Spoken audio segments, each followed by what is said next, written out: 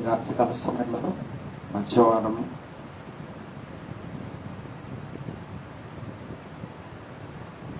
దేవుని సన్నిధిలో చేరి దేవుడమని మహిమపరచడానికి మనం కూడుకున్నది వల్ల ఇది గొప్ప భాగ్యం. అందరూ బాగున్నారా? భగవంతులు చేర్చండి. మంచిది. దేవుని వాక్యాన్ని ఇంకా బాగుపడదాం, జీవిద్దాం. ఎందుకంటే బలపరిచే వాక్యము, జీవింపచేసే వాక్యము, నడిపించే వాక్యము, బ్రతికించే వాక్యం, బాగు చేసే వాక్యం. వింటున్నందుకు మీరు ధన్యులు, చెప్తున్నందుకు నేను ధన్యుని. దానికి కృతజ్ఞతగా మనం అందరము కలిసి ఒక్కసారి దేవునికి స్తోత్రం చెప్తాం. హల్లెలూయా. మంచిది పిల్లరా.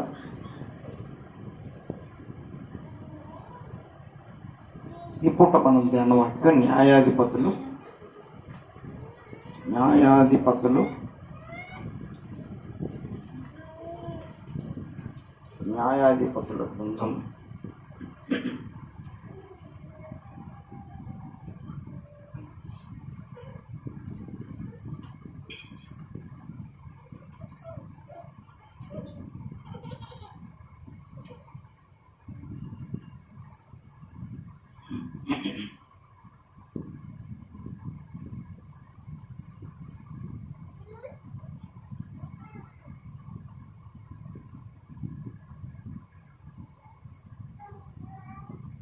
7వ అధ్యాయంలో సంగతి చదువుకున్నాం బిడ్డలారా. పూట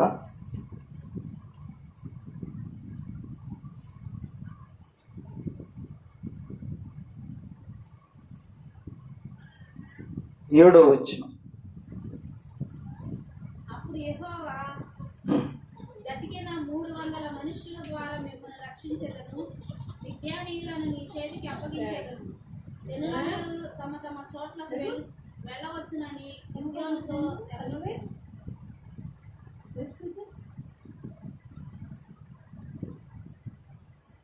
9వ వచనం కూడా చదువు. ఆ రాత్రి యెహోవా అతనితో ఇట్లనెను, నీవు లేచి దండు మీదకి పొమ్ము, నీ చేతికి దాన్ని అప్పగించదను. హల్లెలూయా. నీవు లేచి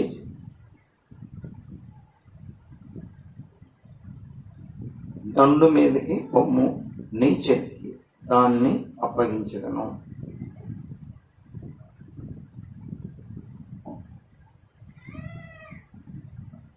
ఇశ్రాయేలీయుల మీదకి మిద్యానీయులు వచ్చారు.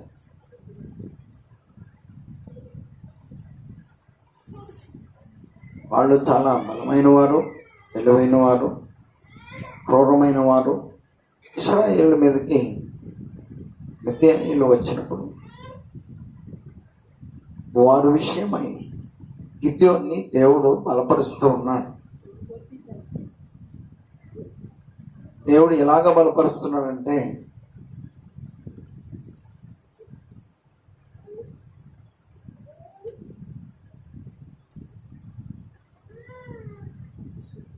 మీరు జయించడానికి బాగా శక్తి కలిగిన వాళ్ళై, చురుకైన వాళ్ళై, బలము సంపాదించుకున్న వారై, మీరు సన్నద్ధులై చురుకైన వారుగా ఉంటేనే ఇది సాధ్యం అని గిద్యోన్ని ఒక విధంగా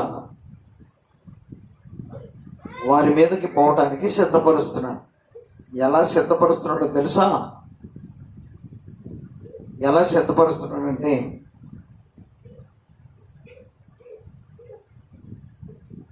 4వ వచనం నుంచి మనం చదువుకుందాం. 10,000 మంది నిలిచి ఉండగా యెహోవా, ఈ జనులు ఇంకా ఎక్కువ మంది, నీళ్ల యొద్దకు వారిని దిగజేయము, అక్కడ నీ కొరకు వారిని శోధించేదను. అతడు నీతో కూడా పోవాలని నేను ఎవరిని గూర్చి చెప్పుదునో వాడు నీతో పోవాలను.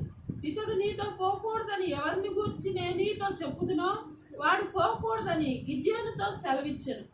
అతడు నీళ్ల యొద్దకు ఆ జనములను దిగజేసినప్పుడు యెహోవా కుక్క గతికినట్లు తన నాలుకతో నీళ్లను గతికిన ప్రతి వాణిని త్రాగుటకు మోకాళ్ళుని కృంగిన ప్రతి వాణిని వేరువేరుగా ఉంచుమని గిద్యోనుతో సెలవిచ్చెను. చేతితో నోటికి అందించుకొని గతికిన వారి లెక్క 300 మంది.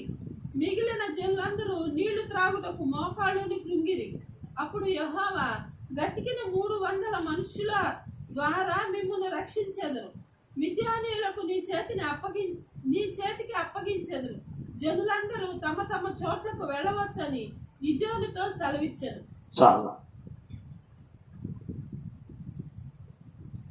ఈ కుక్క గతికినట్టు నీళ్లు గతకటం ఏంటి, మోకాళ్ళు నీళ్లు తాగటం ఏంటి,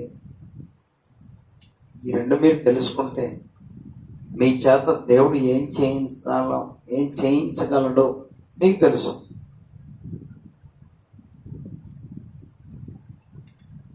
యోహాను, సీమోను సంఘ పెద్దలు ఇద్దరే ఉన్నారు. సంఘాన్ని ఇలాగ బలపరచాలనుకున్నానే నేను.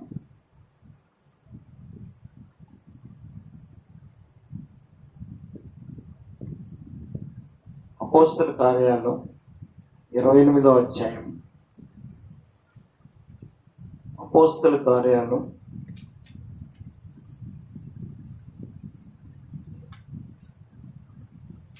28వ అధ్యాయం.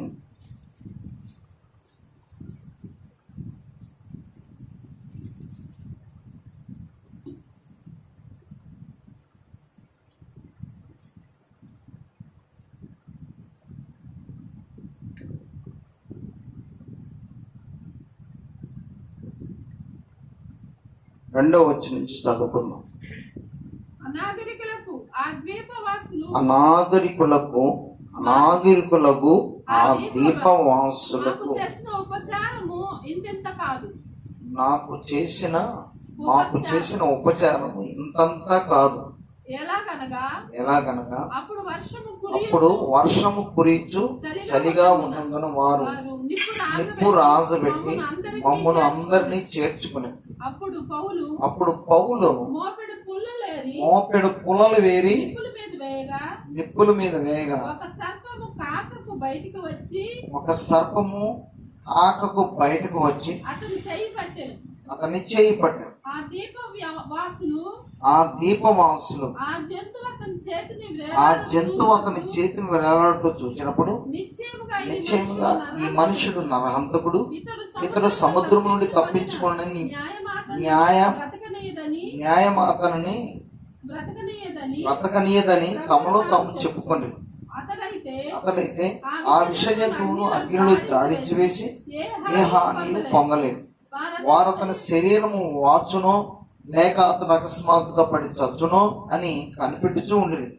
చాలా సేపు కనిపెట్టుచుండిన తర్వాత అతనికి ఏ హానియు కలగకుండా చూచి ఆ అభిప్రాయమును మాని ఇతడు ఒక దేవత అని చెప్పసాగిరి. హల్లెలూయా. పౌలు గారు ఒక అనాగరికుల దీపానికి వెళ్ళి వాళ్ళకు వాక్యం చెప్పడానికి పోయేటప్పుడు వాళ్ళు పరిచయం చేశారంట. వర్షం పడుతుంటే కొన్ని పుల్లలేరి మంట వేశారు. అపోస్తలుడైన పౌలు చాలా పుల్లలు ఏరి తీసుకొచ్చి మంట మీద వేశాడు.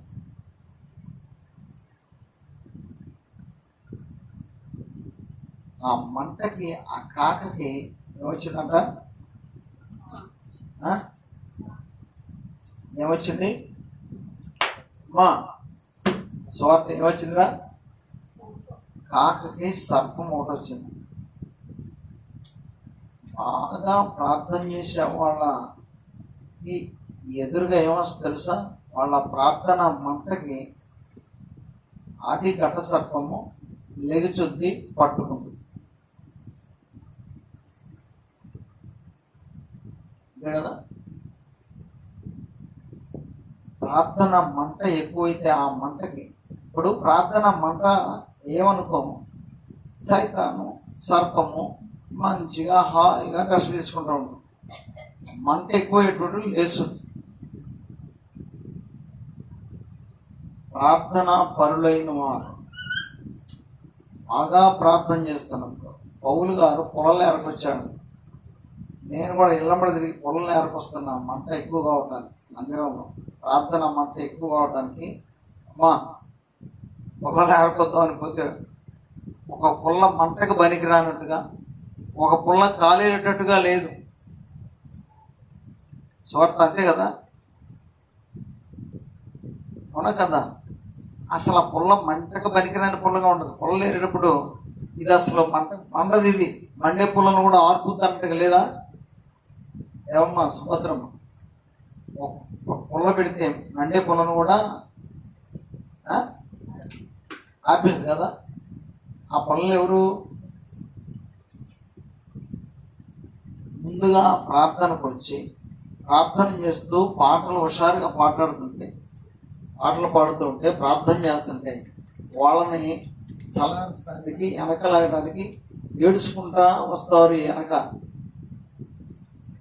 ఆ పుల్లలు కాలే పుల్లలు కాక ఖాళీ పుల్లలు ఆర్పేసి పుల్లలుగా ఉంటాయి కదా. అర్థమవుతుందమ్మా? ఎరా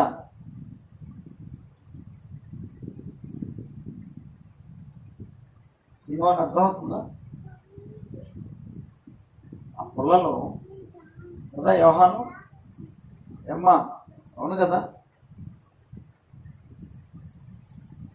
మండితే వచ్చి ప్రార్థనలో మంటగలిగి ప్రార్థన చేస్తే ఘటసర్పం లెగిసిన పట్టుకున్న అపోసరైన పౌలు ఏం చేశాడంట? నాగరికులు అనుకున్నారంట ఈ దెబ్బతో ఈయన ఎవరో అయిపోయాడు, పని అయిపోయింది అనుకున్నాను కదా. ఎక్కడ పట్టుకుందంట? పొలం తీసుకొస్తే మంటకి కాకగా లేచిందంట. అసలు అవి మనకి ఎదురు కావట్లా. ప్రార్థన చేస్తున్న అపవాది మన మీద దాడి చేయటం, బలహీనపరచడం, మళ్ళా తిరిగి మనం లేచి ప్రార్థనలు చేయటం, నిమ్మక నీరెత్తినట్టుగా, ఏం స్టడీ సబ్బులు లేనట్టుగా, ఆరాధన గంభీరత. అమ్మా అరే తొందరగా ప్రార్థనకు రండి. ఏమన్నానయ్యా? ప్రార్థన యందు ఆసక్తి, ఆత్మ యందు తీవ్రత, ప్రార్థన యందు పట్టుదల కదా. ఏమని ఉంది? రోమీలకు రాసిన పత్రిక 12వ అధ్యాయంలో ఏముందయ్యా? రోమీలకు రాసిన పత్రిక 12వ అధ్యాయం ఏముంది?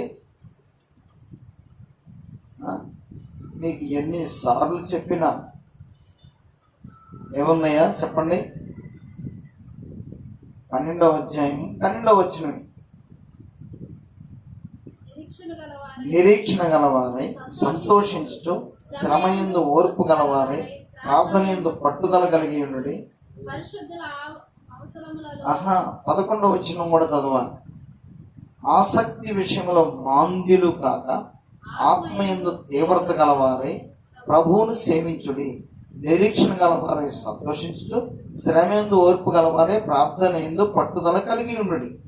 కొంతమందిని ఏందమ్మా ఆలస్యం చేస్తానో, ఎందుకమ్మా ఆలస్యం వస్తున్నావు అంటే మనిషికి వచ్చినట్టు వచ్చింది కోపం వాళ్ళకి కదా. ఎవరిని పోల్చుకుంటారు అప్పుడు? ఆమె రావట్లేదు ఆలస్యంగా, ఏమి రావట్లేదు ఆలస్యంగా. బాధ అదే కదా సేవకునికి. గిద్యోనితో చెప్తున్నాడు, అరే అమ్మాయి అందరినీ పోగు చేయరా ఇక్కడికి,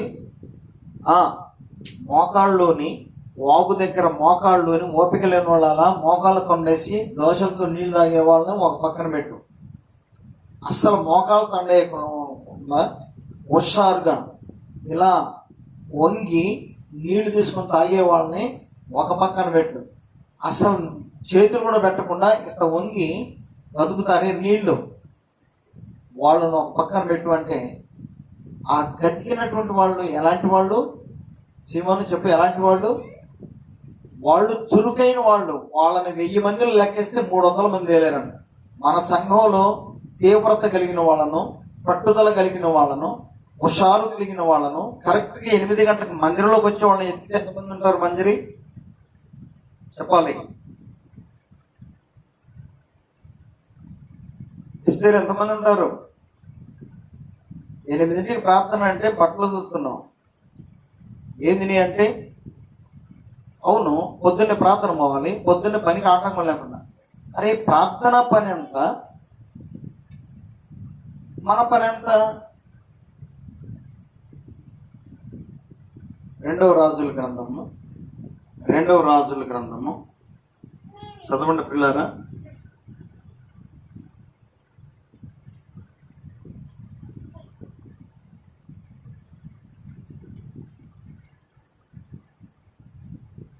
రెండవ రాజుల గ్రంథంలో ఏముందంటే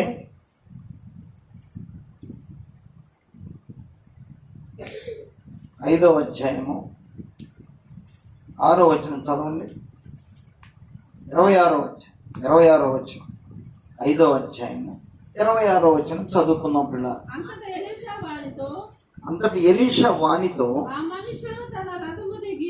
ఆ మనుషుడు తన రథము తిరిగి నిన్ను ఎదుర్కొనుటకు తిరిగి వచ్చి, నా మనస్సు నీతో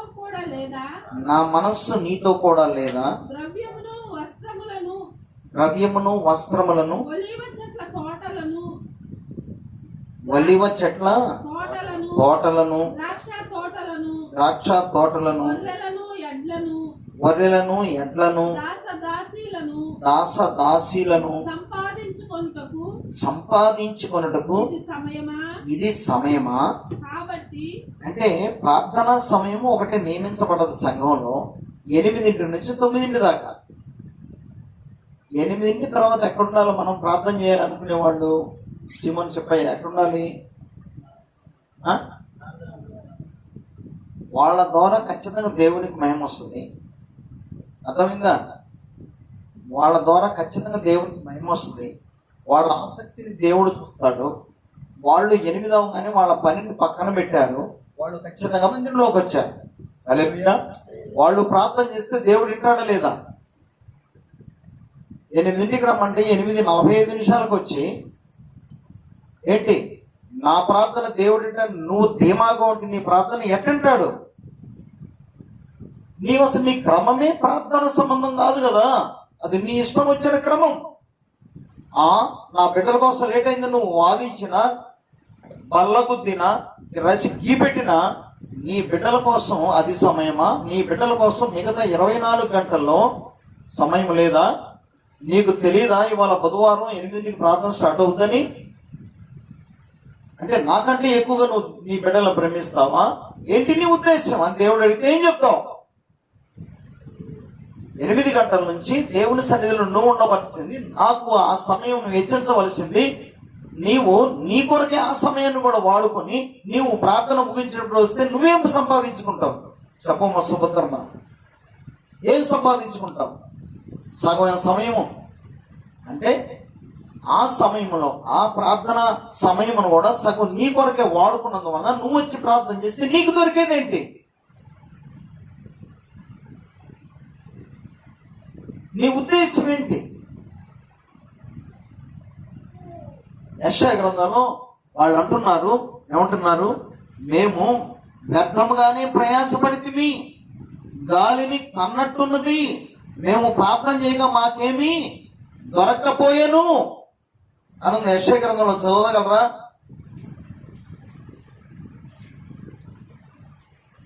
మేము గాలిని కన్నట్టుందయ్యా, మాకేమీ దొరక్కపోయాను.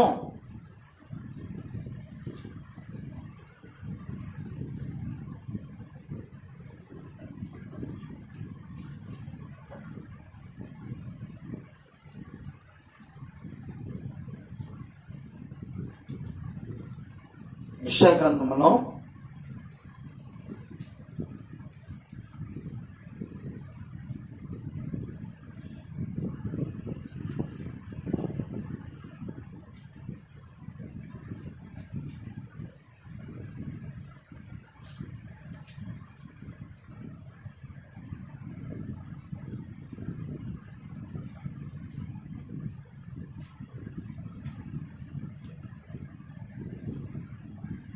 కనపడదు మీకేమన్నా?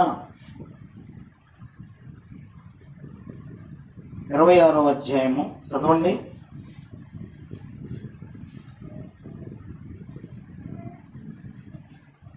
పదమూడవ వచనం నుంచి బారుగా చదువుతాం. చదవండి గట్టిగా. నీవు గాక యెహోవా మా దేవ, నీవు గాక వేరు ప్రభువులు మమ్మల్ని ఏలిని. ఇప్పుడు నిన్ను బట్టియే నీ నామమును స్తుతింతుము. చచ్చిన వారు మరలా బ్రతకరు, ప్రేతలు మరలా లేవరు. అందుచేతను నీవు వారిని దండించి నశింపజేసితివి, వారికను స్మరణకు రాకుండా నీవు వారిని తుడిచివేసితివి. యెహోవా, నీవు జనమును వృద్ధి చేసితివి. దేశం యొక్క సరిహద్దులను విశాలపరిచి నిన్ను నీవు మహిమపరచుకుంటువి. యెహోవా, శ్రమలో వారు నిన్ను తలంచుకొని నీ శిక్ష వారి మీద పడినందున వారు విశేషముగా దీన ప్రార్థనలు చేసిరి. అంటే అప్పుడు శ్రమ వచ్చినప్పుడు మళ్ళీ పాస్టర్ గారు చెప్తే అప్పుడు మళ్ళీ 8 ప్రార్థనకు వస్తావా? ఇప్పుడు చూడలేదు అట్లాంటి వాళ్ళు మనల్ని, మనం చూడలేదు వాళ్ళని.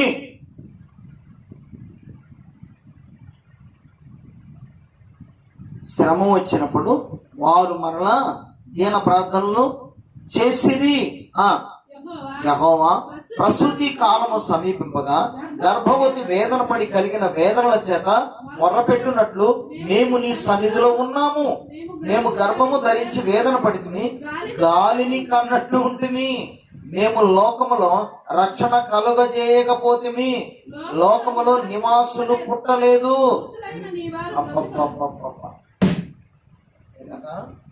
ఏందమ్మా నీ ఆరాట, ఏందమ్మా నీ తపన, ఏది నీ ఏది తీవ్రత? సోది ముచ్చట్లు చెప్పండి చెప్తావు. దేవుడి గురించి నీ తీవ్రత ఏది? ప్రార్థన ఇప్పుడు పెట్టి వాళ్ళప్పుడు ముగిస్తే బాగుంటుంది అని బోడి సలహాలు చెప్తారు సేవకునికి. మరలా ప్రార్థన ఇలా చేస్తే బాగుంటుంది. అసలు నువ్వెక్కడున్నావు? నీ తీవ్రత, నీ ఆసక్తి, అరే దేవుణ్ణి మొరపెట్టే స్థితిలో నువ్వెక్కడున్నావు?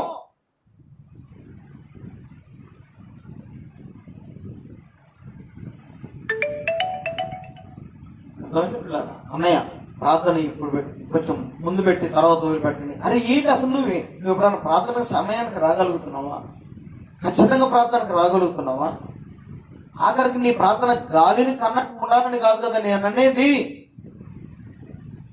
అలా నువ్వు అట్లాంటి వారిని సిద్ధం చేయి. వారు మంట మండుతుంటే ఆశ్చర్యకార్యాలు మీ మధ్య జరుగుతాయి కాదా? మండటానికి రామ్మా, మండుదురుగా రండి అంటే మంటను ఆరిపేయడానికి వచ్చినట్టు ఉంది కదా. ఎలా ఉంది? మండుతున్న మంటను ఆరిపేసినట్టుగా. లెమ్ము తేజరిల్లుము అంటుంటే సతికి పడిన గోరి కుళ్ళలాగా అలాగా నీ వచ్చి హుషారుగా దేవుణ్ణి స్తుతించగలుగుతున్నావా? మహింపరచగలుగుతున్నావా? ముందు రాగలుగుతున్నావా? దేవుడు నీ పట్ల కార్యం ఎలా చేయగలడు అనుకున్నావు? ఎవరినైనా రక్షణలోకి నడిపించగలవా? తీవ్రత కలిగించగలవా? నువ్వు తీవ్రంగా ఉన్నావా అసలు దేవుని విషయమై? అమ్మ అమ్మ అంటే ఏమన్నా అర్థమవుతుందా మీకు? అర్థమవుతుంది పిల్లలు? చెప్పండి. గిదెయోనుతో అంటున్నాడు, గిదెయోను 1000 మందిని పోగు చేయి, వాళ్ళ నీళ్ళ దగ్గర తీసుకురా, వాళ్ళ సంగతి నేను తెలుస్తాను, నువ్వే చూద్దు కానీ అంటే 1000 మందిలో ఎంతమంది వెళ్ళారు? ఎవరాళ్ళు?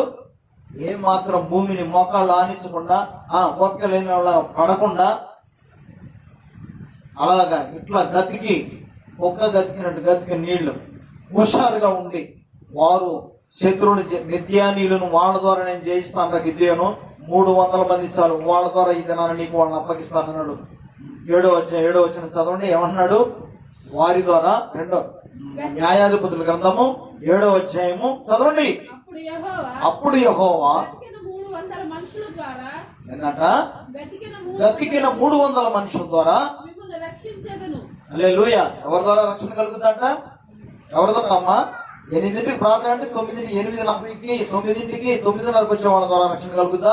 అసలు నీ ఇంటికి రక్షణ వస్తుందా? నీవు రక్షించుకోగలవా నీ బిడ్డలని? నువ్వు ఎలా ఉంటే రక్షించుకుంటావు? నీ తీవ్రత, నీ ఆసక్తి ప్రార్థన విషయమే. ప్రార్థనగానే పొద్దు నుంచి నీకు తెలియదా బుధవారం అని? సాకులు చెప్తావు, కుట్టి సాకులు. నీ పరిస్థితి ఎట్టుంది?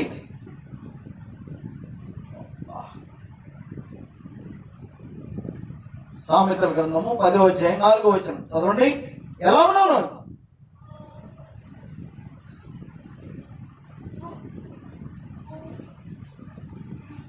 నువ్వెక్కడున్నావయ్యా? నువ్వెక్కడున్నావమ్మా? ఏదో పతిరాలు కలిసికొచ్చి సేవ ప్రార్థన చేపించినట్టుంది. మండే పొలాలతో 4 పొలాలు ఏర్పరిచిన సేవకుడు మండించాలని ఆ మంట ఉదురవుతుంటే సాతాను లేచి వచ్చిన ఆ సాతాన్ని మంటలో ఇదిచ్చి కాల్చి పొడి చేయడానికి కదా. చదువు. బద్ధకముగా పనిచేయవాడు. అమ్మా నేను ఇప్పుడు చురుగ్గా ఉండమన్నది ఎందుకు? భవిష్యత్తులో నువ్వు దరిద్రాలుగా ఉండకుండా ఉండటం కోసం. హల్లెలూయా. అయ్యా సురుగ్గా ప్రార్థన క్రమం ఎందుకో తెలుసా, సురుగ్గా పనిచేయమని ఎందుకో తెలుసా, నీ వల్ల ఏదో ఒరుగుతాని కాదు.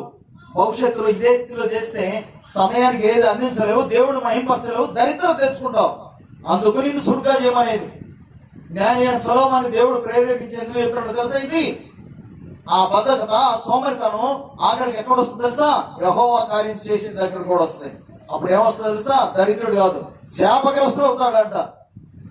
ఇర్మీయా గ్రంథము చదవండి పిల్లారా. ఇర్మీయా గ్రంథం ఏమున్నది, 48వ అధ్యాయము 10వ వచనం చదవండి. 48వ అధ్యాయము 10వ వచనం చదవాలి. యెహోవా కార్యములను అశ్రద్ధగా చేయవాడు. ఏమండి, దేవుని పని చేయడానికి నువ్వు అశ్రద్ధగా ఉన్నావా, శ్రద్ధ కలిగి ఉన్నావా? శ్రద్ధ కలిగి ఉంటే నువ్వు ఎందుకు ఆలస్యం చేశావు అడిగితే ఏం చెప్తావు? మరి మా అమ్మాయికి స్నానం చేసి పౌడర్ అంచి, మా అబ్బాయికి పౌడర్ నిక్కరేసి అన్ని వాడికి పని చేయాలంటేనే 6 గంటలు పడుతుంది. నేను స్నానం చేయాలి కదా, నేను శుభ్రంగా. అసలు నీ స్నానం, నీ శుభ్రత దేవుడు కావాలా? ఎవడే ఉన్నాడు? హృదయ శుద్ధి గలవారు ధన్యులు వారు దేవుడు చూశారు. అవసరమైతే తర్వాత పోయి స్నానం చేయి. 8 తర్వాత నువ్వు ఎక్కడ ఉండాలి? ఇంట్లో కాదు, మందిరంలో. హల్లెలూయా. నీ జీవిత పుస్తకం ఎప్పుడు చూసినా ఆ పుస్తకంలో ఎలా ఉండాలండి? ఖచ్చితంగా సమయము, నియమించబడిన సమయంలో దేవుని సన్నిధిలో మంట కలిగి, ఆసక్తి కలిగి, ప్రార్థనా పరులై వారు గడుపుతున్నారు కనుక వారు ప్రార్థన చేయగా మంట పరిశుద్ధాత్మ అగ్ని రగులుకుంటది. హల్లెలూయా. అప్పుడు నీ దగ్గరికి అపవాది రావాలంటే వస్తాడా? అంత చెప్పారు, మీకు అర్థం కాదేంద్రా. నేను అక్కడికి రాగానే వీడు తిరిగి అక్కడికి వచ్చాడు కదా, తప్పి తిప్పి దెబ్బలు మోగుతుంది. అరే ఏంట్రా ఎవరు అక్కడ ఇప్పుడు ఇంకా బట్టలు చూస్తున్నారు నువ్వు చూస్తే, రే కుమార్తె బట్టలు. ఉద్దేశం ఏంటి? ఇప్పుడు అర్జెంటుగా ఉతకాల్సిన అవసరం లేదు, రేపు సాయంత్రం వేసుకోవడానికి అయ్యి. కానీ ఇప్పుడు ప్రార్థన చేయాలి. ఏం చేయాలి?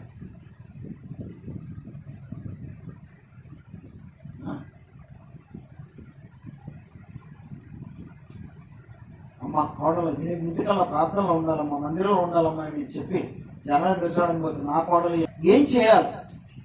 నాకు ఏడుపు వస్తుంది. చెప్పండి పిల్లలు, ఏం చేయాలి?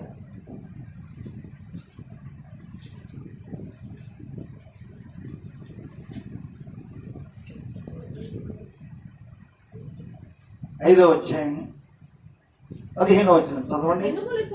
దినములు చెడ్డవి కనుక మీరు సమయమును పోనీక సద్వినియోగం చేసుకునొచ్చు. అజ్ఞానుల వలె కాక జ్ఞానుల వలె నడుచుకున్నట్టు జాగ్రత్తగా చూసుకోండి. ఏంది నీ జాగ్రత్త ఎక్కడుంది? అయ్యా ప్రార్థన అయిపోయింది, ఒక్కనా? అయ్యా అమ్మ ప్రార్థన సమయమైంది, అయిపోయింది, వస్తున్నా. అయిపోయిందండి అనగానే అనగలుగుతున్నావా? అయిపోయింది వస్తున్నా అన్న తర్వాత అరగంట, గంట, 30 గంట ఎందుకు గడవాలి? ఇది సేవకుడిగా నా బాధ, దీనికి సమాధానం చెప్పగలవా?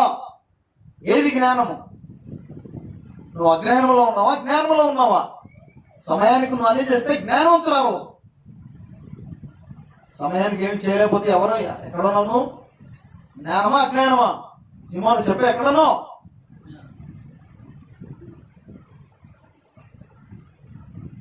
దయచేసి గమనించండి. జ్ఞానం తెచ్చుకోమంటే, చురుగ్గా పని చేసుకోమంటే వీడు నేరస్తుడు. ఏంటండి? ఎందుకని? దరిద్రతలోకి పోకుండా, శాపగ్రస్తులు కాకుండా. ఇదే అలవాటు చొప్పున దేవుని పనిలో కూడా వెనకబడతాం.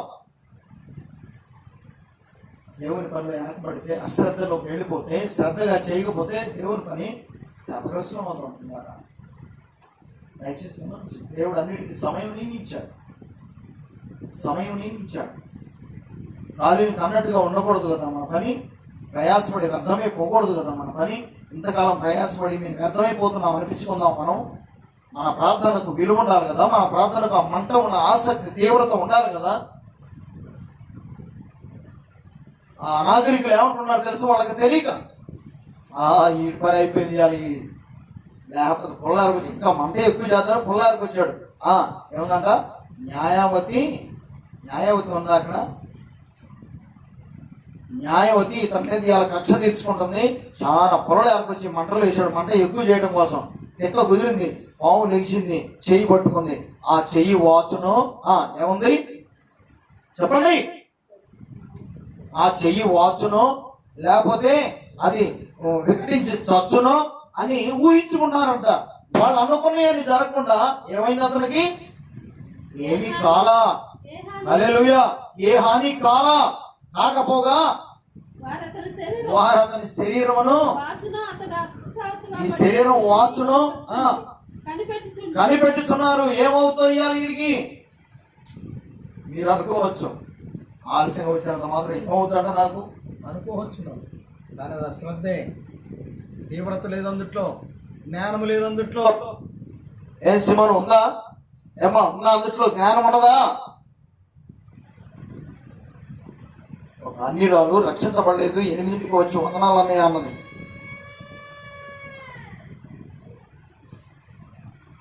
అర్థమైందా? ఆమె కంటే ముందు రక్షించబడ్డ మన బుద్ధి జ్ఞానం ఏమైపోయింది?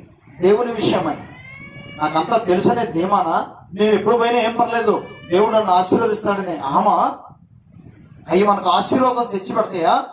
నేనైనా సరే గడగడలాడుతూ దేవుని సన్నిధిలో మోకరించి ప్రార్థన చేయవలసిందే కదా. హల్లెలూయా. ఇందాక సీమోన్ అంటున్నాడు, మందిర పరిచయం చేసిన తర్వాత అక్కడ చెమట పట్టేట్టుగా మందిరం అంతా నువ్వు దులిపేసి చూడు, అసలు మా పని నువ్వు చేస్తున్నావు అంటున్నావు అన్నాడు. నాకు కూడా అదే బాధ. ఇది చేసి మీరు ఆశీర్వదించబడాలని మీ భార్యకు కుమార్తె ఎస్తేరుకు చెప్పామయ్యా, కానీ వాళ్ళకి ఏమనిపించింది? వాళ్ళు ఇప్పుడు నవ్వట్లేదు. అదొకటి ఇది మేము చేయాలనుకో, మేము ఆశీర్వదించబడాలని మొత్తం అతను చెమట పట్టేట్టుగా చేసిపోయాడు.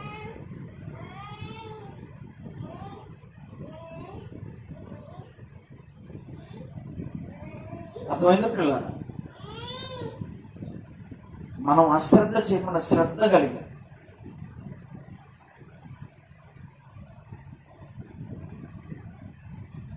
నా పని నేను చేయాలి, నా పని నేనేం చేయాలి? ప్రభు నేను ఏ వాక్యం చెప్పాలి, ప్రార్థన చేసుకోవాలి, ఏం చెప్పాలి? నా ప్రిపరేషన్ నేనుంటాను. మధ్యాహ్నం ప్రిపేర్ అవుతాను, సందకాడ ప్రిపేర్ అవుతాను, నా ప్రిపరేషన్లో నేనుంటాను. మాత్రం చేత మీరు దినమంతా దీని గురించి ఆలోచించండి, దినమంతా మీ పనులు మీరు చేసుకోండి, కానీ 8ంటికి వచ్చి దేవుని మందిరంలో మీరు ఉండాలని మాత్రం మనం చేస్తున్నాం. అది తేడా వచ్చిందంటే మీరు జ్ఞానులు కాదు, అజ్ఞానులు.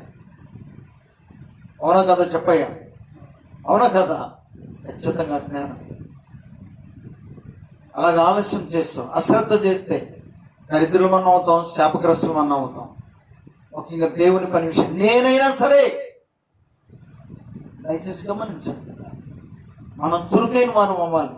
చురుకైన వారు అయితే ఆయన పనిలో ముందు పెడతాడు దేవుడు. గిద్యోనుతో చెప్తున్నాడు, 1000 మందిని పోగు చేయరా, ఇశ్రాయేలుల రక్షణ కోసం, మిద్యాన్ నుంచి కాపాడటం కోసం, మిద్యాన్ని ఓడించడం కోసం, వారి మీద జయం పొందుకోవడం కోసం చురుకైన వాళ్ళని తీసుకున్న వాళ్ళని ఏమంటున్నాడు? ఈ పూట నువ్వే చూద్దు కానీ ఎవరు సరైనోళ్ళు కాదు అని వాళ్ళని అడిగితే వాళ్ళు ఏమంటారు తెలుసా? మేము ఎలాంటి వాళ్ళు కూడా తెలుసా, మాకు తెలిసి ఇదంతా చేయటం అని. తీరా పనిలో వంగిస్తే పని చేయమని చెప్తే అప్పుడు తేట పడతా ఉంటది. వారి శాతాళం, వారి చురుకు.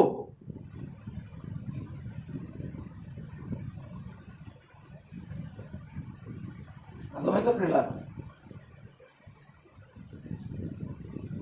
ఏమంటున్నాడు?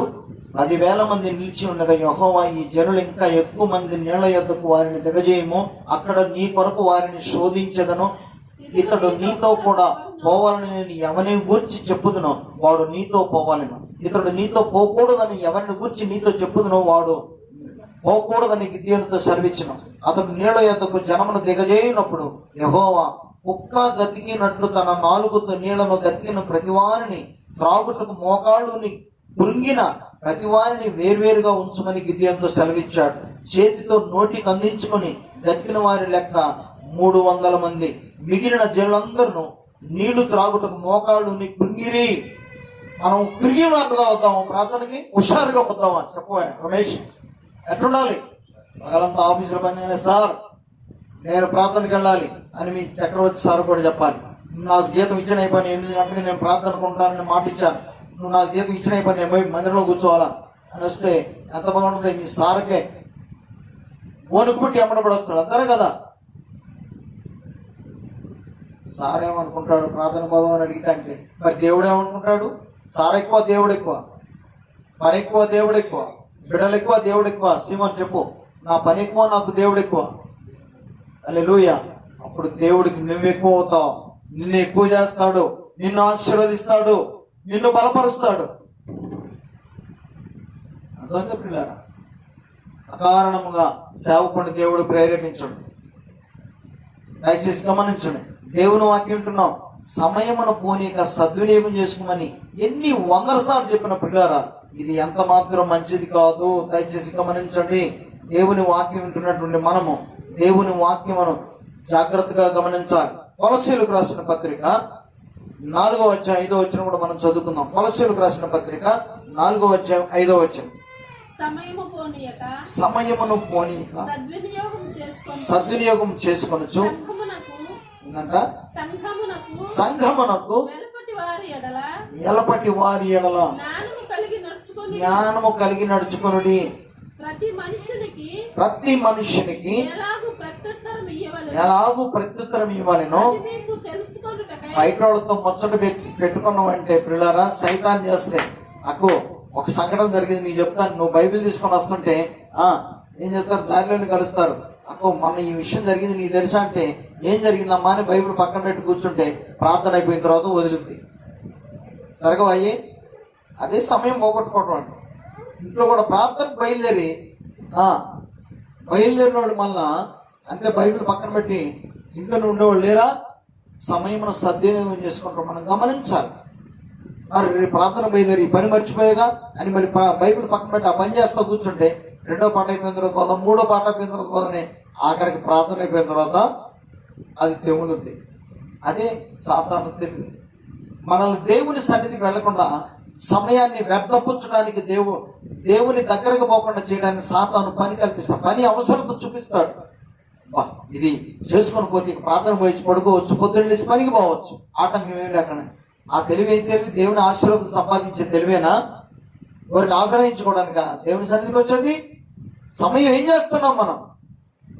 ప్రభువా నేను సద్వినియోగం చేసుకోవాలి, నేను ప్రార్థనకు పోవడం ఒక అర్థం ఉండాలి, నీ కృప సంపాదించుకోవాలి, నేను ప్రార్థన నీ సన్నిధికి వచ్చిన వల్ల నీ శక్తి సంపాదించుకోవాలి, నీ దగ్గర నుంచి నేను కొంత కృప సంపాదించుకోవాలి, నా ప్రార్థన వలన నా బిడ్డలకు ఆశీర్వాదాన్ని సంపాదించుకోవాలి, నా బిడ్డలు కొన్ని దీవెన తీసుకుని రావాలి ప్రభువా.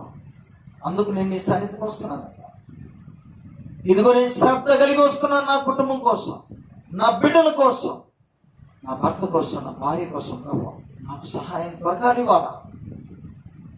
నాకు బాధ చూస్తే ఎక్కువ అవుతుంది, బలహీనత చూస్తే ఎక్కువ అవుతుంది, దాన్ని జయించాలి.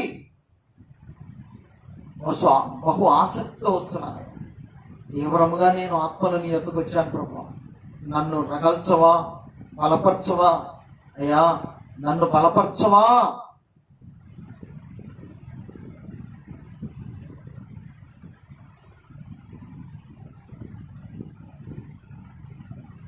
ఓహో క్రైస్తవుడా,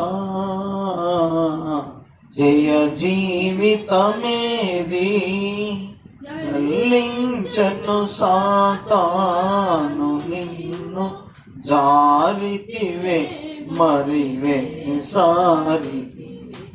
ఓహో క్రైస్తవుడా,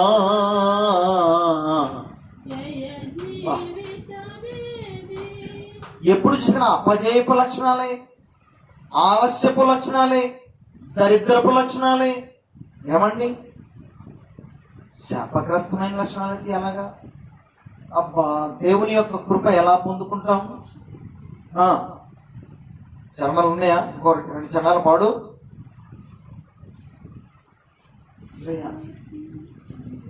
పుస్తకంగా నేను మొదలు పెట్టగానే కొంత వెతికి నాకు అందిస్తే మీరు ధన్యులు. దేవుడు గుర్తు చేశాడు ఆ పాట కదా, ఆ పాట విందాం. కొంచెం మనం ఆ పాటలాగా కొంచెం మనల్ని మనం చక్క పెట్టుకుందాం ఈ పూట.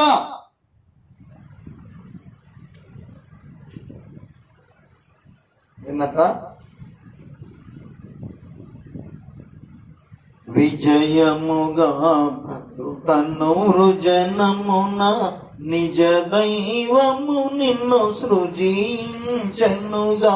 సారితివే మరివే సారితివే, సారితివే మరివే సారితివే, విడువా ఓహో క్రైస్తవుడా, జయ జీవితమేది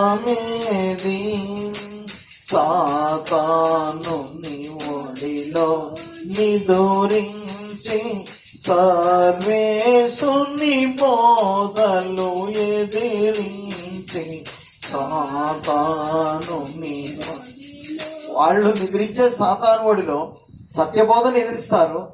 ఓంకరించి కోపం చేసి ఓ పూట ఆలస్యమైతే ఏమైందని అన్నా, కానీ ఆ క్రమాన్ని మార్చలేంగా, ఆ రోజుని తిరిగి తేలేంగా.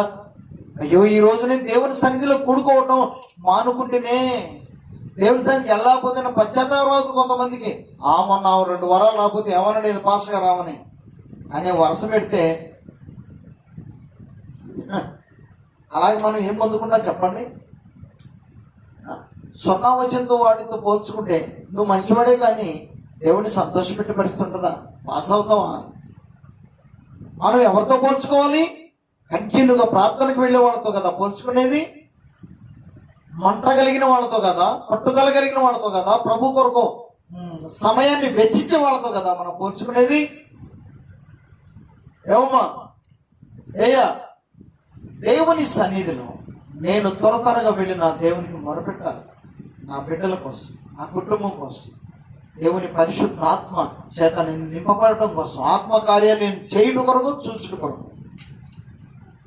అలా కాకుండా వెనుకాడి ఈ వేషం ఏమన్నాడు? వెనుకాడే వేషం విడువవా, గద్దించడి మన సాక్షిని త్రోసి, ఘనదేవుని మార్గములను రోసి, గద్దించడు మన సాక్షిని త్రోసి, ఘనదేవుని మార్గములను రోసి, దాస్యమును ధనమోహమును, దాస్యమును ధనమోహమును, దాహముతో త్రాగెదవేమి. కొంతమంది ఇంకో గంట చేస్తే 200 ఎక్కువ వస్తాయని చేశారండి, ఏంది తప్ప ఏంది? అది కూడా పిల్లల కోసమే అంటారు. ఏం చేయాలప్పుడు? దాన్ని ధనమోహం అంటారా? ధనాన్ని పక్క పెట్టి దేవుని మీద ప్రేమ అంటారా? చెప్పాలి మీరే. అమ్మా స్వార్థ చెప్పాలి. ఏమంటారు దాన్ని? ఇవాళ ఆదివారం 2 కూలు ఇస్తారని పోయానండి. సైతాను ఒక రైతును ప్రేరేపించి ఇవాళ 2 కూలు ఇస్తానని చెప్పొస్తారు, నీ చేను నిండిపోద్ది అని అంటాడు. క్రైస్తవ దగ్గరకు వచ్చి అమ్మా ఇవాళ రోజు 1 కూలి, ఇవాళ వచ్చే వాళ్ళకి 2 కూలి అన్నాడు అనుకో, రమేష్ ఏం చేస్తారు మనోళ్ళు? వచ్చే వారం బావచ్చులే ప్రార్థనకి అని పోతారు. అప్పుడు వాళ్ళు ఏం చేసినట్టు? ధనమోహాన్ని త్రాగుతున్నారంట. నాకు ధనం వస్తే చాలు, ధనం వస్తే దేవుని ఆశీర్వాదం వాళ్ళకి అంత పట్టదు. కానీ కీర్తనల గ్రంథంలో ఏమన్నాడు? కీర్తనల గ్రంథమా? సామెతల గ్రంథంలో కదా, 10వ అధ్యాయమే కదా అది కూడా. ఏంటంట? యెహోవా ఆశీర్వాదము ఐశ్వర్యమునిచ్చును, మనుషుల యొక్క కష్టార్జితము దానిని ఎక్కువ చేయదు. అదేనా ఉంది? నరుని కష్టం వలన అది ఎక్కువ కాదు, కానీ కష్టపడి దాన్ని ఎక్కువ. ఎట్లయినా దేవుడు దీవిస్తాడు. ఆయనకి తెలియదా ఏంది? నేను ప్రార్థన మానుకుని ఏం చేస్తున్నాను, పని చేస్తున్నా తెలుసా? అరే కష్టపడుతున్నా తెలుసా? కానీ నువ్వు కష్టపడకుండా దేవుని సన్నిధికి వెళ్ళి మొదలు పెడితే ఆయన ఇచ్చే ఆశీర్వాదం నువ్వు కష్టపడితే దాన్ని ఎక్కువ చేయలేవు. అర్థమవుతుందా సిమాను? రమేష్ అర్థమవుతుందా? సుభద్రమ్మ, కష్టం వలన దేవుని ఆశీర్వాదాన్ని పెంచుతా ఉన్నట్టుకుంటే కష్టపడితేనే కదా 4 డబ్బులు వస్తే 4 డబ్బులు వస్తాను కదా దేవుని కానుకొచ్చేది. అప్పుడు సేవకుడు తినేది ఇదేంది? భలే వరుస చెప్తారు జనం. అసంభవం. అది కాదు అసలు క్రమం. ఖచ్చితంగా సమయాన్ని సద్వినియోగం దేవుని సన్నిధికి వచ్చి మొరపెట్టాలంటే నీకు 100 పనులు గాక 100 పనులు వేరు, దేవుని సన్నిధికి వచ్చి ఆయన స్తుతించే పని వేరు. హల్లెలూయా. ఇంకంతే 100 పనులు చేసిన దేవుని స్తుతించి చూడు, దేవుని ఆశీర్వాదం మెండుగా పొందుకుంటావు. హల్లెలూయా. ఇంకంతే. దయచేసి గమనించండి, దేవుడు చెప్తున్న మాట మనం శ్రద్ధగా వినాలి. 2వ దినవృత్తాంతాల గ్రంథం మనం చదువుకుందాం పిల్లరా. 29వ అధ్యాయము 11వ వచనం కూడా చదువుకుంటే, 2వ దినవృత్తాంతాల గ్రంథము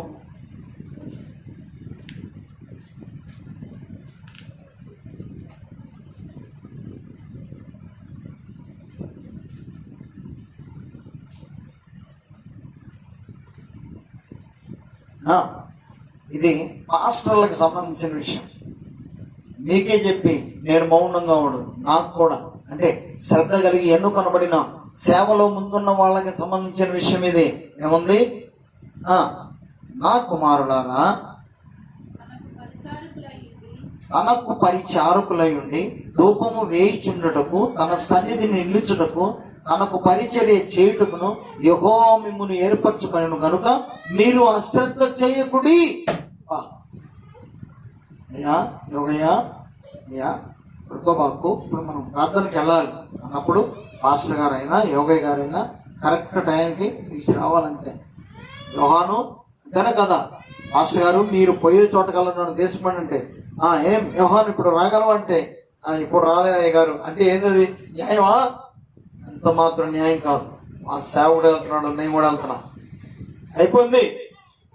ధనసీమను అంకులు నేను డ్యూటీ చేసి రాలేనంటే బైక్ మీద పోతా పాస్టర్ గారు నీ వెనకబడి అందరూ రోడ్డు మీద పడి చచ్చిపోతే మాత్రం ఏసై లేపుతాడు, నేను పోదాం వస్తున్నాను అంటే అట్లుంటుందో తేలిపోతే ఆ పూట కదా. అసలు ఈ సేవకుడు నిజమైన సేవకుడు కాదా అని. అవునా కదా? ఆ నాగరికుల మధ్య ఆ సేవకుని పస తేలిదా లేదా? మంటలో వేసాడు పుల్లలో, ఆ మంట అధికమైంది, సర్పము లేచి పట్టుకుంది చెయ్యి. ఏం చేశాడు సేవకుడు? అని ఎదిరించాడు వాళ్ళ మీద ఇలా జ్ఞానముతో అంతే మంటలు తీసిపోయి దాన్ని ఎదిరించి ఎక్కడ పడేసి కాల్చివేసి పోడి చేశాడు. హల్లెలూయా. దయచేసి గమనించండి. ఖచ్చితంగా ఈ బోధ నన్ను చురుకులోకి నడిపించడానికి, సమయాన్ని ఎలా సద్వినియోగం చేసుకోవడానికి నడిపించడానికి, ఎట్టి పరిస్థితుల్లో దేవుని పని కొరకు నేను అశ్రద్ధ చేయకూడదు. గమనించండి ప్రియులారా, ఎవరమైనా సరే దేవుని కొరకు చురుకుగా. ఎవరంట 1000 మందిలో ఎంతమంది చురుకైన వాళ్ళని తెచ్చారు? ఎంతమంది? 700 మంది. ఏ బ్యాచ్ అది? శుద్ధ బ్యాచ్ అంటారు కదా, ఆర్మీలో అంటారు. ప్లాస్టిక్ ఫోజ్ ఇదిరా అంటారు. అంటే ఏంది? ప్లాస్టిక్ ఫోజ్ ఇదిరా. తమిళనాడు వాళ్ళని, తెలుగు వాళ్ళని, కర్ణాటక వాళ్ళని మేము ట్రైనింగ్ చేసేటప్పుడు ఏమంటో తెలుసా? వీళ్ళు పరిగెత్తడానికి కాళ్ళు నిప్పులను అంటూ ఉంటారు రన్నింగ్ చేసేటప్పుడు. వాళ్ళు ఏమంటారు తెలుసా? అరే ఉదర్ దేక్, అప్పుడు నార్త్ ఇండియా వాళ్ళని చూపిస్తారు. దేక్ కడక్ చేసేలాగరా రే సాంబార్ పార్టీ రే సబ్ ప్లాస్టిక్ ఫోజ్. హిందీలో మిలిటరీ వాళ్ళని ఫౌజీ అంటారు. ఫౌజీ అంటే సోల్జర్ అని. अरे प्लास्टिक फौजी कहाँ से आया रे? सांबार का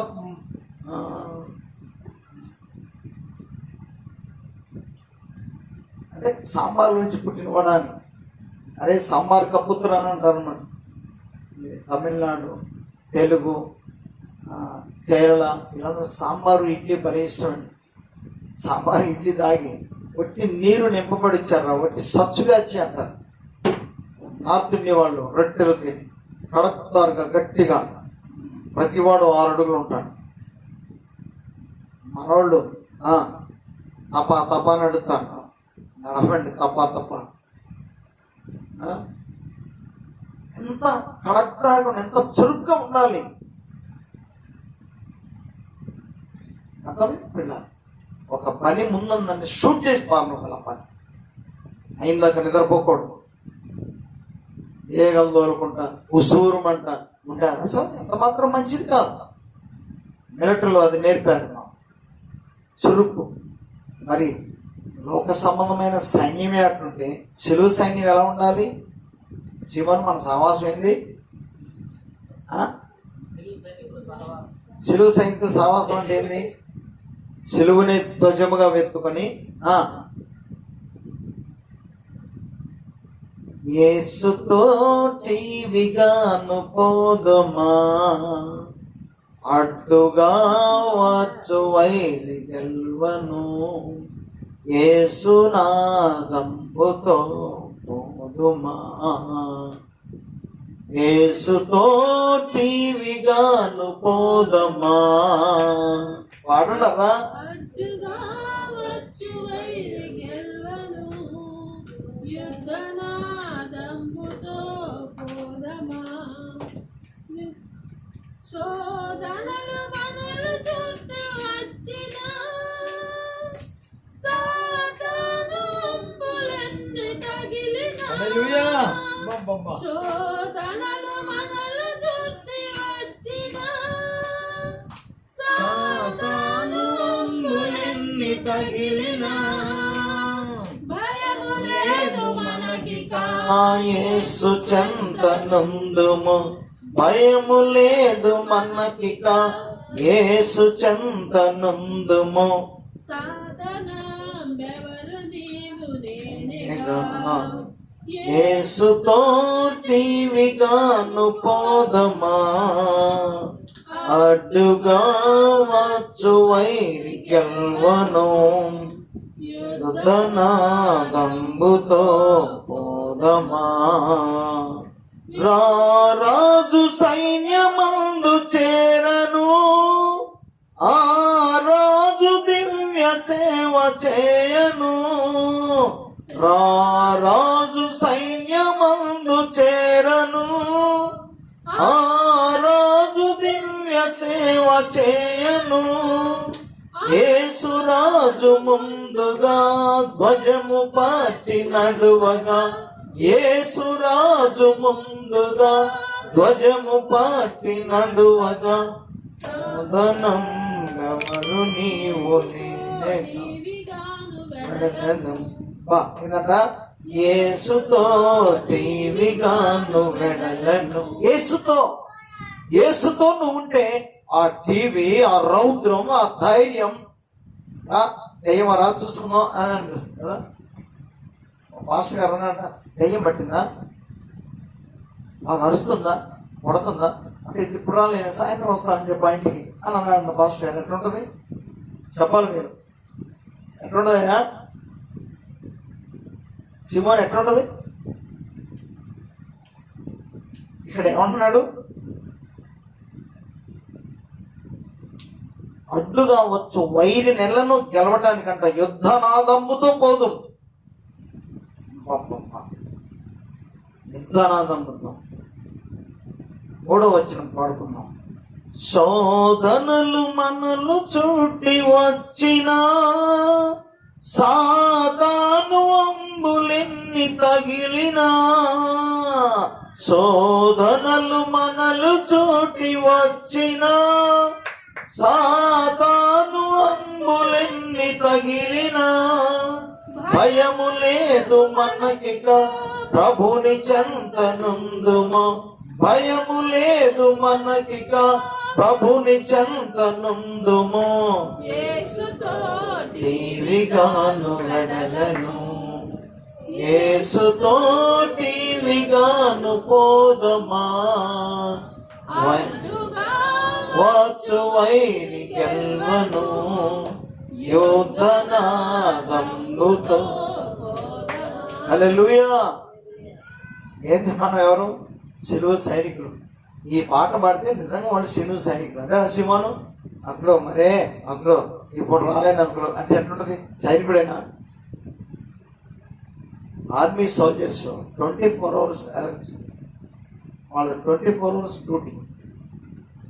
క్వార్టర్స్కి వెళ్ళి ఒకవేళ క్వార్టర్స్కి వెళ్ళి నిద్రపోతుంటే వారు సమాచారం అందిన వెంటనే 4th week హాజరవ్వాలంతే. నిద్ర మధ్యరాత్రి మంచి నిద్రలో ఉన్నా సరే కాకపోతే యూనిఫామ్ వేసుకుని మీరు నిలబడటమే. ఓ నీ ఏరియాకు నువ్వు, నీ ఏరియాకు నువ్వు అంటే వెళ్ళిపోవటమే. చీకట, పాముల, చెరువులు లేదు. ఒకసారి జమ్మూ కాశ్మీర్ సాంబా సెక్టర్లో మేము, రాజీవ్గా ఉంది డిఫెన్స్ మినిస్టర్గా ఉన్నాడు. 84 ఏరియాలో వచ్చింది వార్. యుద్ధం జరగబోతుందేమో, యుద్ధం జరగలా. ఆ పాకిస్తాను ఆర్మీ, అప్పుడు నేను కొత్తగా ట్రైనింగ్ అయిపోయింది, నేను పంపబడ్డాను కొత్త సోల్జర్ని. మాకు ఒక ఏరియా అప్పగించితే మా ట్రూప్కి ఎవరి కొంత వాళ్ళు తోముకోవాలి. గెంతి బేల్సా అంటారు. గెంతి అంటే లంగర్లాగా ఉండదు, తోమటం. బేల్సా అంటే ఎత్తిపోసేది ఉంటుంది కదా, అది ఒకటి ఇస్తారు. ఎవరికుంటా స్లిప్ టెన్స్ అంటారు దాన్ని. ఎవరికుంటా వాళ్ళు తోముకొని ఉంటారు. నేను తవ్వుతుంటే ఎముకలు వచ్చినాయి. సార్ సార్ इसमें हड्डियां है सर అన్నా. ఏ तुम सोल्जर है, हड्डी गिड्डी कुछ नहीं, तू इसी में रहना है అన్నారు. ఆ గుంటల్లో పోయి మేముంటే మా మీదుగా యుద్ధ ట్యాంకులు వెళ్ళిపోతాయి. గుంటలోనే ఉంటాం, యుద్ధ ట్యాంక్ వెళ్ళిపోతూ ఉంటుంది. అర్థమైందా? యుద్ధ ట్యాంక్ వెళ్ళిపోతూ ఉంటుంది. యుద్ధ ట్యాంక్ ఒకవేళ అటు నుంచి పాకిస్తాన్ యుద్ధ ట్యాంకులు వస్తాయి, దగ్గరకు రాగానే వెంటనే లెగిసి షూట్ చేయాలి. అది మెళుకు. మెళుకు లేకపోతే మబ్బుగా ఉంటే వీడైపోతాడు. ఎవరి ప్రాణాన్ని వాడే గుప్పెట్లు పెట్టుకుని అలర్ట్గా ఉండాలి. చావటమా చంపటమా? బా ఏమి రోషమాయది. మరి సెలువు సైనికులు ఎలా ఉండాలి? సీమోను, యోహాను ఎలా ఉండాలి చెప్పు? యోహాను అయ్యగారు ఈ పూట రాలేనులే, ఎన్ని రోజులు లేవా చెప్పు? ఈ పూట రాలేను అయ్యగారు, నాకు సహకరిస్తున్న యోగ ఎన్నిసార్లు అని తెలుసా? ఆయన ఎవరికి లేకొట్లా, నువ్వే లేపుకుపోయి అని అన్నోళ్ళు ఏమమ్మా యేసు, మళ్ళా మీరు పోయి లేపుకోండి, మాకు లేకొట్ల ఆయన. ఎందుకు? వాళ్ళు పోయి లేపితే భార్య లేపితే ఈసి కొడతాడంట, ఓడలు లేపితే కదులుతాడంట, కొడుకు లేపిన కొడతాడంట. అప్పుడు నువ్వే పోయి లేపండి పాస్టర్ గారు. ఏస్ అయ్యా, నేను పోయి అసలు ఏంటది? ఏం చురుకండి ఇది? ఖరారు పొద్దున్నే 6ంటికి డ్యూటీకి వెళ్ళాలంటే 4:30కి భార్య చెప్తే నువ్వన్నా లేపు, నేనన్నా లెగుస్తా, జాగ్రత్త, మళ్ళీ మిస్ అవ్వకు. ప్రార్థనకి ఎవరైనా చెప్పుకొని పడుకుంటారా? నేను టైంకి నేను మందిరంలో ఉండాలా, లేపమ్మాయి నన్ను అని ఎవరు అనుకుంటారా? ఏసయ్య తేలిక అందరికి కదయ్యా. అన్ని పనులు అయిపోయిన తర్వాత ఆఖరి పని ఏసయ్యింది. అది కూడా సగం నిద్రలో ఊగుతా, ఏ ఆడన్నయ్య చేసి అలసిపోయాం. అంతే కదా సిమోన్ అనేది. భార్యను కూడా తీసుకున్నాయంటే వాళ్ళ అమ్మరాల భార్య రాల. ఏంటండి ఇది? యేసయ్య మన కోసం ఆయన ఏమంటున్నాడు తెలుసా? నా నామములు మీరు నన్ను ఏమడిగినా నా తండ్రి మహిమాత్మ నేను మీకు చేస్తానన్నాడు. ఒక సేవకులాగా యోహాను సువార్తలో మనం చూస్తే పిల్లరా, గొప్ప ఆ మాట కొరకన్నా ఆయన దగ్గరికి మనం రావద్దని చెప్పండి. ఏమంటున్నాడు? యోహాను సువార్తలో ఆయన అంటున్నాడు,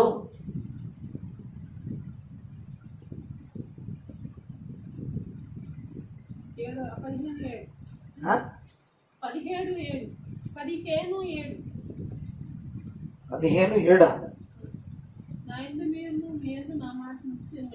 అది కాదే.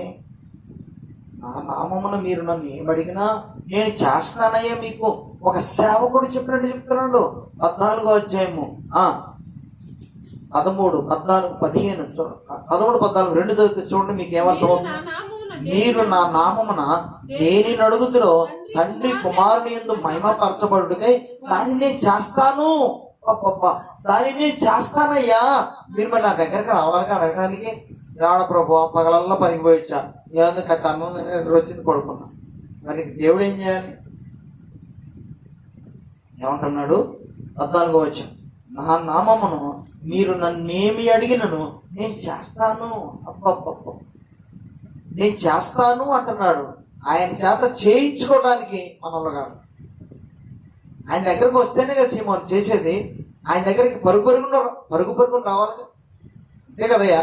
నీరసంగా ఏలాడేసుకుని ఏందో ఈ పాస్టర్ గారు పోతే ఒకదంట పోతేనే మా సోఫా. పాస్టర్ గారి కోసం కాదు కదా రావాల్సింది. యేసయ్యని అడిగితే యేసయ్య తండ్రి మహిమార్థమై నా పనులు చేస్తాడు. అందుకు నేను వెళ్తున్నా ప్రార్థనకి. వచ్చే పనికి మళ్ళీ భార్య ఎగ్గొట్టబాకపోయే ప్రార్థన. మనకు దేవుడు ముఖ్యం, పాస్టర్ గారు కాదు. ఆయన ఏమనుకుంటే మనకు అనవసరం. మనం రక్షించబడ్డాం, పోయి మోకరించి ప్రార్థన చేసుకుంటారా అని లాక్కొని వస్తే అది చూసి యేసయ్య ఏది అడుగుతారు అది ఇవ్వడా? హల్లెలూయా. ఇవ్వడా? యోహాను ఇవ్వడా? ఏందనండి ఆమె రాలేదు అందుకని నేను కూడా రాలా. ఇదే మీ ఇద్దరు సృష్టిలో దేవా అయ్యా అది కాదు కదా అసలు. ఓ నువ్వు వస్తే రా, లేకపోతే లేదు. ఏసఐ సన్నిధికి నేను వెళ్ళి మోకరించి ప్రార్థన చేసుకొని వస్తాను అంతే. అంతే. రెండోసారి ఆమె కూడా వస్తాయి. నువ్వు వచ్చి ప్రార్థన చేస్తూ ఉండగా దేవుని ఆత్మ ఆమెను కూడా సిద్ధపరుస్తుంది. హల్లెలూయా. సాకులు చెప్తాం, మరే నీకు చెప్పకూడదులే అన్నయ్య, అందుకని నేను రాలేకపోయా. ఇదేంటి నాన్ సెన్స్. నువ్వు నాకు చెప్పకపోతే ఏసయ్యది లేదా, నువ్వు ఎందుకు రాలేదు?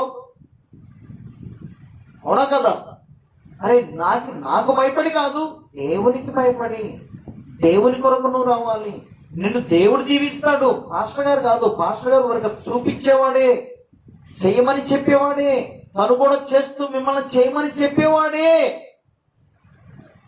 హల్లెలూయా. అంతే తప్ప వేరేదేమి లేదు ఇక్కడ.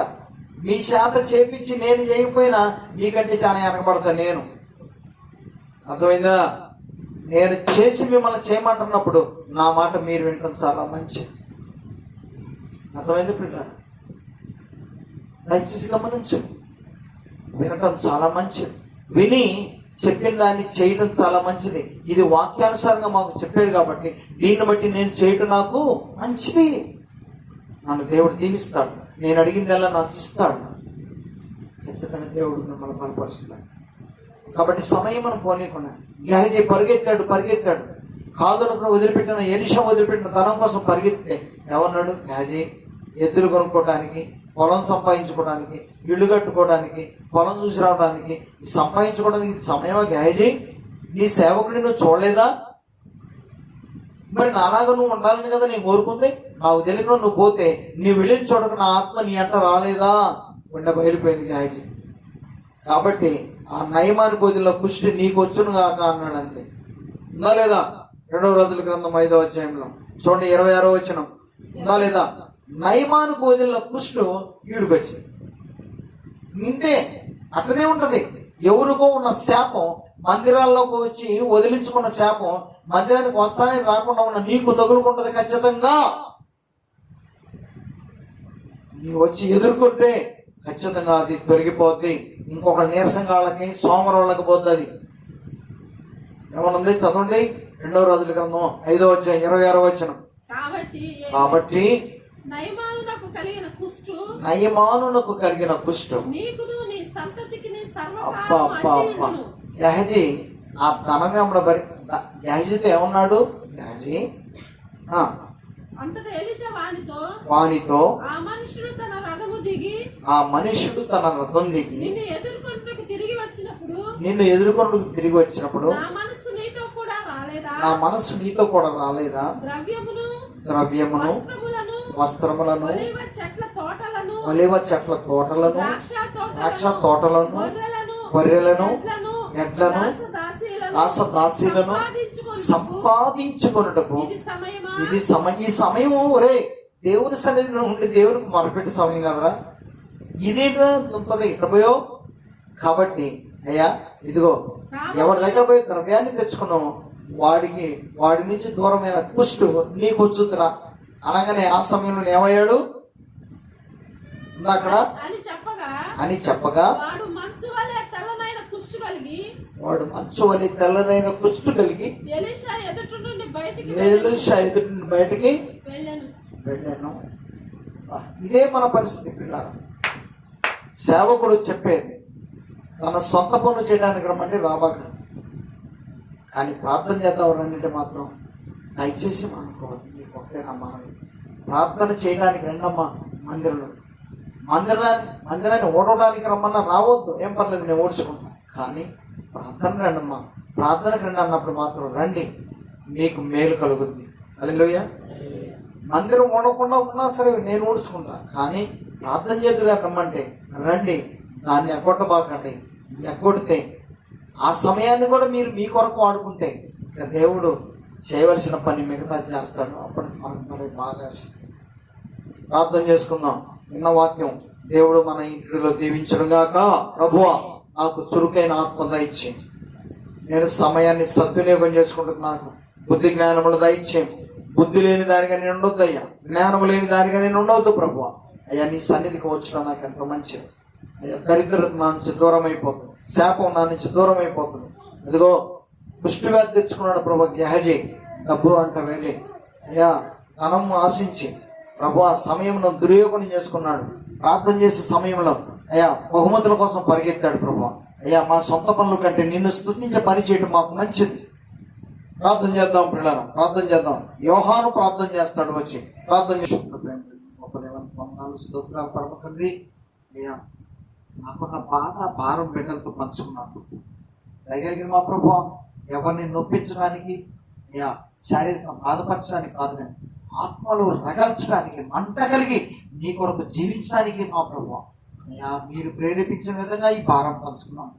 బిడ్డలను కదిలించండి అయ్యా. బిడ్డల ఆత్మలో బలపడినట్టుగా, శక్తిమంతులుగా, సైతాను కుయుక్తులను జయించే ప్రార్థనా పనులుగా ఆశీర్వదించి దీవించమని మీరు అడగగా అయ్యా మీ అయ్యా మా ఎడల మీరు కార్యములు జరిగించే దేవుని చెప్తున్నారు ప్రభు.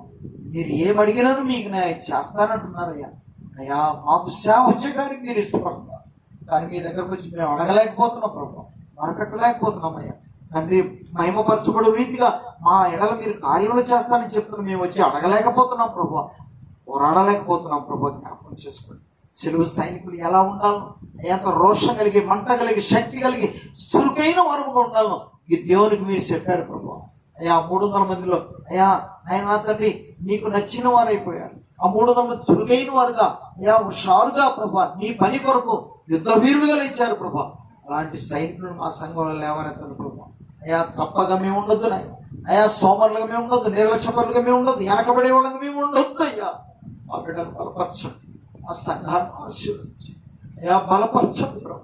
ఎక్కడ వెనకబడే వాళ్ళగా ఉండొద్దు నాయన. సైతానికి మేము ఎక్కడ అలుసు కాకూడదు అయ్యా. సయ్యా బిడ్డను బలపరిచి మీరే నడిపించండి. ఈ రాత్రి ఈ నామానికి మహిమ తీసుకొచ్చే రీతిగా ఆరాధించి మీ వాక్యపరిచయం మేము కొనసాగినందుకు వందనాలు చేసి ఇంకా ప్రతి మాట మా అందరి హృదయాల్లో ముద్రించి ఫలింపచే. మొదట నేను చురుకైన వాడు, ఇంకా మంట చేత రగల్చబడి నిన్ను మహిమపరచుటకు నాకు సహాయం చేయండి.